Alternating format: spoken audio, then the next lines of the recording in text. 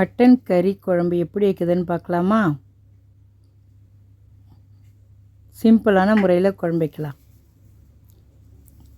முருங்கைக்காவும் உருளைக்கிழங்கும் போட்டு கறி குழம்பு வைக்கலாம். சாப்பிட ரொம்ப நல்லாயிருக்கும். செய்முறை பார்க்கலாமா? கறியை நல்லா கழுவி எடுத்துடணும். எடுத்துட்டு வெங்காயம், தக்காளி, 2 வெங்காயம், 1 தக்காளி, அரை ஸ்பூன் மஞ்சள்தூள், தேவையான அளவு உப்பு. குக்கரில் கறியை சேர்த்துட்டு வெங்காயம், தக்காளி, உப்பு, மஞ்சத்தூள், தண்ணி ஊற்றி குக்கரை மூடி வச்சிடணும்.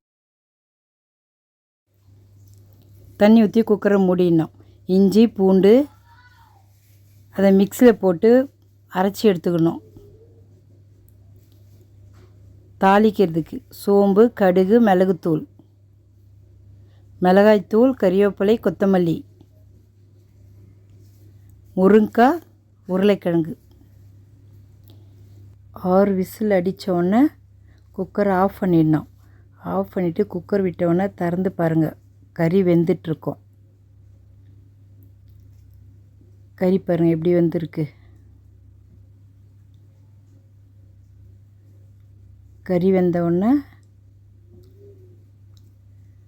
முருங்கைக்காய், உருளைக்கிழங்கு அதில் சேர்த்துடணும். மிளகாய்த்தூள், மிளகுத்தூள், தேவையான அளவு தண்ணி. திருப்பி நல்லா கொதிக்க விட்டு முருங்கைக்காய், உருளைக்கிழங்கு வெந்த உடனே இறக்கிடணும். இறக்கிட்டு அதில் தாளித்து ஊற்றணும். எண்ணெய், கடுகு,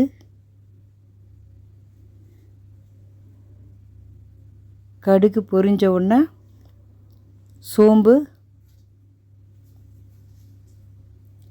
இஞ்சி பூண்டு, கறிவேப்பிலை, கொத்தமல்லி எல்லாத்தையும் நல்லா வதக்கி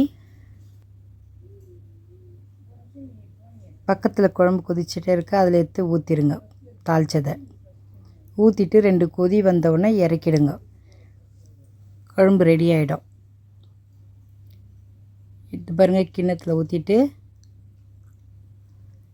எப்படி இருக்குன்னு சாப்பிட்டு பார்த்துட்டு சொல்லுங்கள். மட்டன் குழம்பு ரெடி. மத்தியானம் சாப்பாட்டுக்கு சுட சுட சாப்பிட ரொம்ப நல்லாயிருக்கும். நீங்களும் இதை மாதிரி வச்சு பாருங்கள்.